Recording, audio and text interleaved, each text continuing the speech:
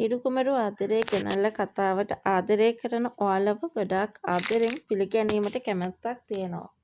මං අද වීඩියෝ එක හරහා ඔයාව දැනුවත් කරන්නට සූදානම් වෙන්නේ. ඇත්තටම ඉදිරියට හංසනා වගේම දිනෙත්මින් කාටත් හොරෙන් ගිහිල්ලා පොලිසිය මුණ ගැහෙන හේතුවක් සම්බන්ධව. ඉතින් වීඩියෝ එකට යන්න කලින් මතක් කරනවා මේ වගේ වීඩියෝස් දිනපතාම බලන්න ඔයා කැමැත්තක් වගේම උනන්දුවකුත් තියාගෙන ඉන්න කෙනෙක් නම් අනිවාර්යෙන්ම මගේ channel එක subscribe කරලා මාත් එක්ක එකතු වෙන්න. ඒ වගේම like කරන්න, comment කරන්න, තවත් නොදන්න යාළුවෙක් වෙනුවෙන් අනිවාර්යෙන්ම share කරන්නත් අමතක කරන්න එපා කියන ඒ කතාව ගැන තමයි අද අපිට විශේෂයෙන් ඔයාව මතක් කරන්නට හැකියාවක් ලැබෙන කතාව වෙන්නේ. හංසනා දිනෙත්මින් වෙන් කරන්න බලාගෙන ඉන්න අය අතරේ පළවෙනි කෙනා තමයි මේකලා. ටානියා ඉතින් ඒ අතර පළවෙනි ස්ථානවල රැඳෙන කට්ටිය තමයි.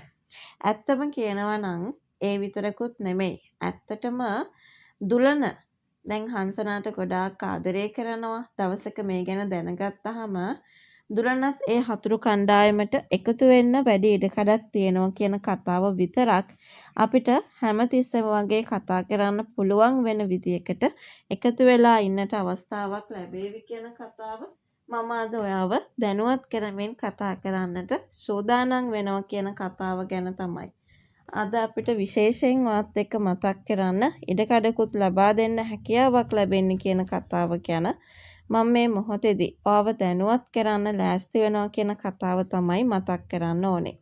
ඔයා දන්නවද?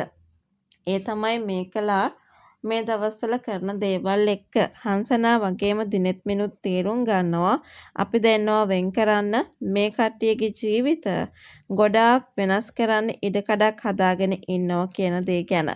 ඇත්තටම ඒ දේවල් වල වැරද්ද ගැන අපිට මේ වෙලාවෙත් හොඳින්ම කතා කරගන්න ඉඩක් හදලා තියෙන දේවල් විදියටත් අපිට මේ වෙලාවේ කතා කරන්න පුළුවන්.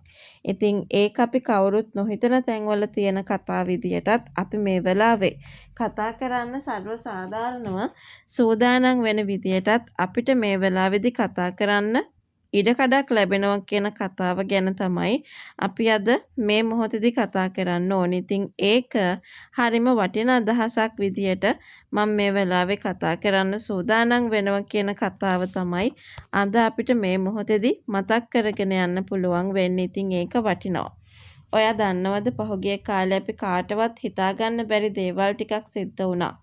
ඒක මම මෙන්න මෙහෙම පැහැදිලි කරන්න ලෑස්ති වෙනවා. ඇත්තටම කියනවා නම් මේ දෙන්නම තේරුම් අරන් තියනවා මේ දෙන්න වෙන් කරන්න මේකලා කරන උත්සාහය. ඉතින් මේකලාගේ වැරදි අල්ලන්න පුළුවන් වෙන්න පොලිසියත් එක්ක සාකච්ඡා කරලා මේ දේවල් විසඳ ගන්න දිනෙත්මින් හංසනා කටයුතු කරනවා ඇති ඉදිරියට.